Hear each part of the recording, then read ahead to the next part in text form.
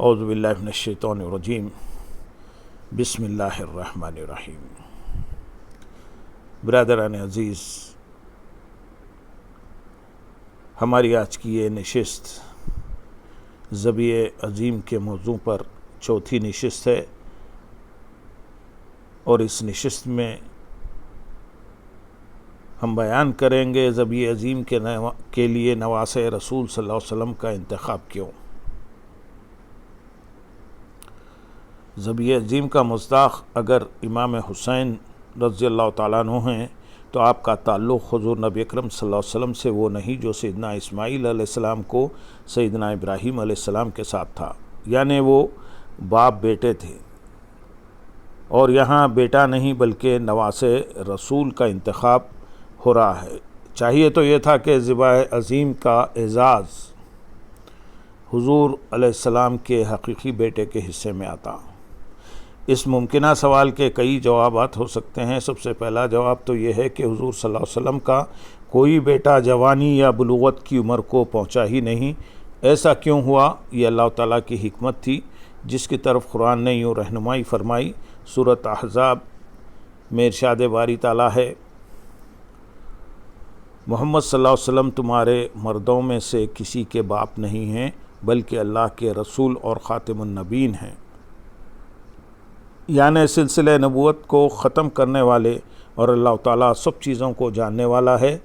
اسے علم ہے کہ ختم رسالت اور ختم نبوت کا وقت آ گیا ہے، یعنی اب وحی الہی کا دروازہ بند ہوتا ہے۔ حضور تاجدار کائنات صلی اللہ علیہ وسلم کے بعد اب قیامت تک کوئی نبی نہیں۔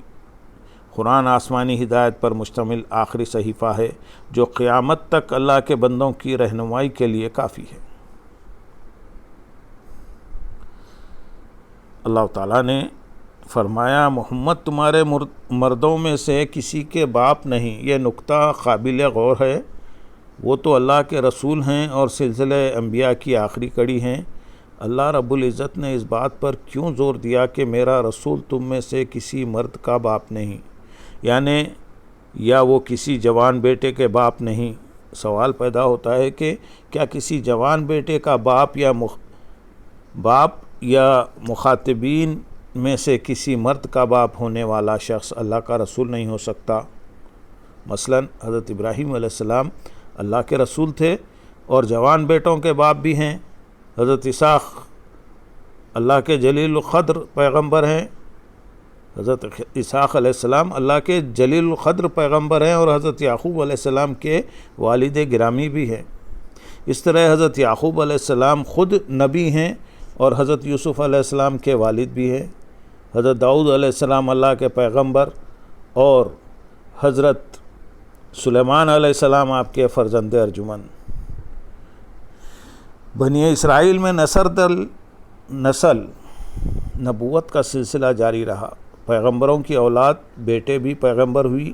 تو پھر اللہ رب العزت نے کیوں فرمایا کہ میرا نبی صلی اللہ علیہ وسلم تم مردوں میں سے کسی کا باپ نہیں یا کسی جوان مرد کے باپ نہیں؟ آخر اس میں کیا حکمت کار فرما ہے؟ رسول ہونا کسی مرد کے باپ ہونے کی راہ میں رکاوٹ نہیں بنتا۔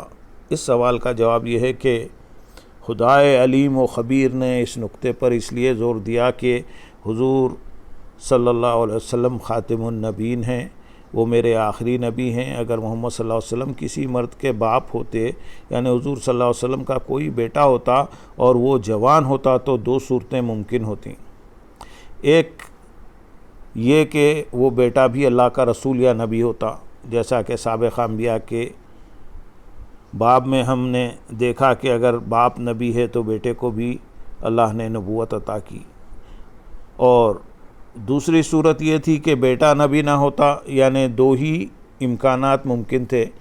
پہلی صورت میں حضور صلی اللہ علیہ وسلم خاتم النبیین نہ رہتے، بیٹا بھی جوان ہو کر نبی بنتا، تو سلسلہ ختم نبوت مصطفیٰ صلی اللہ علیہ وسلم پر ختم نہ ہوتا، اور یہ بات اللہ کے فیصلے کے خلاف ہوتی۔ اس لیے تو حضور صلی اللہ علیہ وسلم کو ختم نبوت کی صفت سے سرفراز کیا ہے۔ دوسری صورت میں اگر حضور صلی اللہ علیہ وسلم کا بیٹا جوان ہوتا اور نبی نہ بنتا تو دوسرے نبیوں کی امتیں طعنہ دیتیں کہ ہمارے نبی کا تو بیٹا بھی نبی تھا، ہمارے پیغمبر کا تو پوتا بھی پیغمبری کی صفت فاخرہ سے نوازا گیا، ہمارے پیغمبر صلی اللہ علیہ وسلم کی پوری نسل میں نبوت تھی۔ کوئی اعتراض کر سکتا تھا کہ حضور صلی اللہ علیہ وسلم کے پیروکاروں، تمہارے پیغمبر کا تو بیٹا بھی ہوا لیکن اسے نبوت سے سرفراز نہ کیا گیا۔ اس اعتراض میں بظاہر دوسرے انبیاء کے مقابلے میں شان رسالت میں آپ صلی اللہ علیہ وسلم میں ایک طرح کی کمی آ جاتی اور اس جہت سے دیگر انبیاء فضیلت لے جاتے، لیکن اللہ رب العزت کو یہ بات منظور نہ تھی۔ جس طرح اسے یہ منظور نہ تھا کہ آمنہ کے لال کے سر اقدس پر ختم نبوت کا تاج نہ سجایا جائے، اسی طرح اسے یہ بھی گوارا نہ تھا کہ حضور صلی اللہ علیہ وسلم کا کوئی جوان بیٹا ہو اور نبوت کی سعادت سے محروم رہے۔ ظاہراً ہی صحیح اللہ کو کسی حوالے سے بھی یہ بات منظور نہ تھی کہ کوئی پیغمبر فضیلت میں مصطفیٰ صلی اللہ علیہ وسلم سے بڑھ جائے۔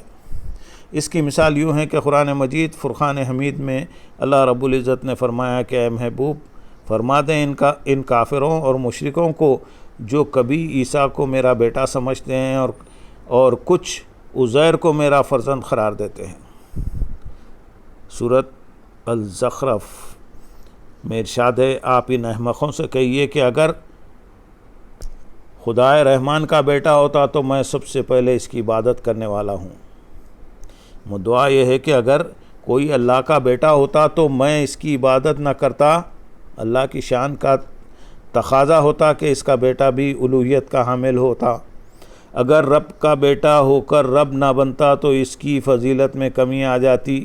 لوگ طعنہ دیتے کہ خدا کا بیٹا ہو کر خدا نہ بن سکا۔ اسی طرح اگر نعوذ باللہ کوئی خدا کا بیٹا ہوتا اور وہ بھی الوہیت کے منصب میں اللہ تعالیٰ کا شریک ہوتا تو ظاہر ہے باپ کے ساتھ خدائی میں شراکت دار ہوتا اور یوں تصور توحید ختم ہو جاتا۔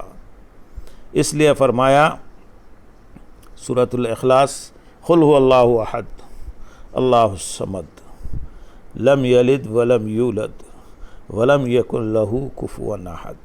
اے نبی مکرم آپ فرما دیجئے وہ اللہ ہے جو یکتا ہے، اللہ سب سے بے نیاز ہے، سب کی پناہ اور سب پر فائق ہے، نہ اس سے کوئی پیدا ہوا ہے اور نہ ہی وہ پیدا کیا گیا ہے اور نہ ہی اس کا کوئی ہم اثر ہے۔ اللہ جل شانہ نے اس مختصر سورہ پاک میں عقیدہ توحید کی تمام جزائیات اور شرک کی ممکنہ شکلوں کو باطل قرار دیا۔ عقائد اسلامیہ کا یہ خوبصورت خلاصہ اپنے اعجاز و اختصار کے باوجود اتنا جاندار ہے کہ حضور صلی اللہ علیہ وسلم نے سورہ اخلاص کو قرآن کا تیسرا جز قرار دیتے ہوئے فرمایا، جس نے 3 مرتبہ اس سورت کو پڑھا گویا اس نے پورا قرآن پڑھ لیا۔ جس طرح اس سورہ مبارکہ میں بیان کیے جانے والے مضامین کا خلاصہ یہی ہے کہ اللہ تعالیٰ وحدہ لا شریک ہے، وہ بے نیاز ہے، اس کا کوئی بیٹا نہیں، اگر اس کا کوئی بیٹا ہوتا تو وہ بھی خدا ہوتا اور یہی یہ شرک ہوتا اور اس کی وحدانیت میں حرف آتا، توحید نہ رہتی۔ جس طرح توحید الوہیت نے رب کو بیٹے سے پاک رکھا، اسی طرح شان ختم نبوت نے حضور صلی اللہ علیہ وسلم کو جوان بیٹے سے علیحدہ رکھا۔ اگر حضور صلی اللہ علیہ وسلم کا کوئی جوان بیٹا ہوتا تو وہ بھی پیغمبر ہوتا، اور اگر پیغمبر نہ ہوتا تو نعوذ باللہ شان رسالت میں کمی آتی، اور پیغمبر ہوتا تو ختم نبوت کی شان ختم ہو جاتی۔ حضور نبی اکرم صلی اللہ علیہ وسلم خاتم النبیین نہ رہتے۔ حدیث پاک میں آتا ہے کہ حضرت ابراہیم رضی اللہ تعالیٰ عنہ جو حضور نبی اکرم صلی اللہ علیہ وسلم کے صاحبزادے تھے، بچپن ہی میں وفات پا گئے، لیکن ان کی عمر باقی صاحبزادگان حضرات سے نسبتاً زیادہ تھی۔ ان کی وفات پر آقا دو جہاں صلی اللہ علیہ وسلم نے فرمایا، حضرت عبداللہ بن عباس رضی اللہ تعالیٰ عنہ سے مروی ہے کہ جب ابراہیم بن رسول اللہ صلی اللہ علیہ وسلم وفات پا گئے تو آپ صلی اللہ علیہ وسلم نے ان کا جنازہ پڑھایا اور فرمایا ان کے لیے جنت میں دودھ پلانے والی ہے، اور اگر زندہ رہتے تو سچے نبی ہوتے۔ صحیح بخاری میں حضرت عبداللہ بن اوفی انہی کے بارے میں کہتے ہیں، آپ یعنی حضرت ابراہیم صغیر سنی میں وصال فرما گئے، اور اگر یہ فیصلہ قدرت کا ہوتا کہ محمد صلی اللہ علیہ وسلم کے بعد کوئی نبی ہوتا تو آپ کے یہ صاحبزادے زندہ ہوتے، مگر حقیقت یہ ہے کہ ان کے بعد کوئی نبی نہیں۔ ہم نے جو یہ حدیث بیان کی یہ صحیح بخاری کی حدیث ہے۔ اسی طرح مسند احمد میں روایت ہے، حضرت صدی رضی اللہ تعالیٰ عنہ سے روایت ہے، وہ کہتے ہیں کہ میں نے حضرت انس بن مالک رضی اللہ تعالیٰ عنہ کو یہ فرماتے ہوئے سنا کہ اگر حضور نبی اکرم صلی اللہ علیہ وسلم کے صاحبزادے حضرت ابراہیم رضی اللہ تعالیٰ عنہ زندہ رہتے تو وہ اللہ کا سچا نبی ہوتے۔ اس لیے اللہ رب العزت نے انہیں بچپن ہی میں اپنے پاس بلا لیا۔ انہوں نے موت کو قبول کر کے حضور صلی اللہ علیہ وسلم کی شان ختم نبوت کو زندہ رکھا۔ صحیح بخاری اور دیگر کتب صحاح کی روایت سے معلوم ہوا کہ اگر حضور صلی اللہ علیہ وسلم کے بعد کوئی نبی ہوتا تو حضور صلی اللہ علیہ وسلم کے بیٹے حضرت ابراہیم رضی اللہ تعالیٰ عنہ کو زندہ رکھا جاتا۔ انہیں بچپن ہی میں موت کی آغوش میں اس لیے دے دیا گیا کیونکہ حضور صلی اللہ علیہ وسلم کے بعد کسی نبی کو نہیں آنا تھا۔ اللہم صلی علی سیدنا محمد وعلی علی سیدنا محمد وبارک وسلم۔ حضرت ابراہیم علیہ السلام نے دو دعائیں مانگی تھی، ایک یہ کہ باری تعالیٰ میری ذریت سے خاتم الانبیاء پیدا فرما، دوسرے میری ذریت کو منصب امامت عطا کر، چنانچہ حضرت محمد مصطفیٰ صلی اللہ علیہ وسلم کی شکل میں نبی آخر الزماں تشریف لے آئے۔ حضور صلی اللہ علیہ وسلم پر نبوت ختم ہو جانے کے بعد اب یہ لازمی تقاضا تھا کہ حضور رحمت کونین صلی اللہ علیہ وسلم کی نبوت کا فیض اب امامت و ولایت کی شکل میں آگے چلے۔ حضرت ابراہیم علیہ السلام کی ذریت میں ولایت بھی آ گئی، حضور صلی اللہ علیہ وسلم کا اپنا سلبی بیٹا نہ تھا، سو اب نبوت مصطفیٰ صلی اللہ علیہ وسلم کا فیض اور امامت و ولایت مصطفیٰ صلی اللہ علیہ وسلم کا مظہر تھا، اس لیے ضروری تھا کہ یہ کسی مقدس اور محترم خاندان سے چلے۔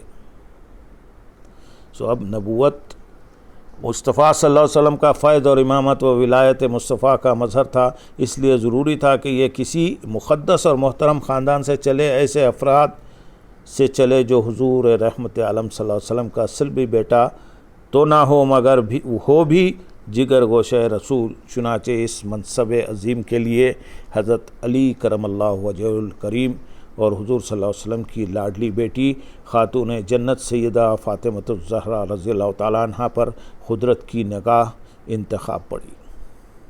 اللہ تعالیٰ اور اس کے رسول صلی اللہ علیہ وسلم کی خوشنودی، رضا اور مشیت سے یہ مقدس ہستیاں رشتہ ازدواج میں منسلک ہوئی۔ حدیث پاک میں ہے، حضرت عبداللہ بن مسعود رضی اللہ تعالیٰ عنہ سے مروی ہے کہ نبی اکرم صلی اللہ علیہ وسلم نے فرمایا کہ بے شک اللہ تعالیٰ نے مجھے حضرت فاطمۃ الزہرا رضی اللہ تعالیٰ عنہ کا اور حضرت علی رضی اللہ تعالیٰ عنہ سے نکاح کرنے کا حکم دیا۔ تاجدار کائنات صلی اللہ علیہ وسلم نے فرمایا کہ علی رضی اللہ تعالیٰ عنہ اور سیدنا فاطمۃ الزہرا رضی اللہ تعالیٰ عنہ کی شادی کا فیصلہ آسمانوں پر ہو چکا تھا۔ یہ شادی امر الہی سے سر انجام پائی، اس لیے کہ حضرت علی رضی اللہ تعالیٰ عنہ سے ولایت مصطفیٰ کے سلسلے کو قائم ہونا تھا اور حضرت علی رضی اللہ تعالیٰ عنہ کو تکمیل دعائے ابراہیم علیہ السلام کا ذریعہ بنانا تھا۔ اسی مقصد کے لیے تاجدار کائنات صلی اللہ علیہ وسلم سے ان کی حضرت فاطمۃ الزہرا رضی اللہ تعالیٰ عنہ کے ذریعے ایک اور مضبوط اور پاکیزہ نسبت بھی قائم ہوئی۔ ہم آئندہ کی نشستوں میں ان دونوں مقدس ہستیوں کے فضائل و مناقب جو صحیح روایات سے ثابت ہیں اور اہل سنت الجماعت کے ہاں ان کی کتابوں میں درج ہیں بیان کریں گے، تاکہ معلوم ہو جائے کہ مولائے کائنات حضرت علی کرم اللہ وجہ الکریم اور خاتون جنت سیدنا فاطمۃ الزہرا رضی اللہ تعالیٰ عنہ اور ان کی اولاد اطہار جمہور اہل اسلام کے ہاں محترم و مکرم اور قابل عزت و تکریم ہیں۔ یہ نہ تو کسی خاص فرقے کا مشرب و مسلک ہے اور نہ کسی کی خاص علامت ہے، اور ایسا ہو بھی کیونکہ یہ خانواد نبوت ہے اور جملہ مسلمانوں کے ہاں معیار حق اور مرکز محور ایمان و عمل ہے۔ اللہم صلی علی سیدنا محمد وعلی علی سیدنا محمد وبارک وسلم۔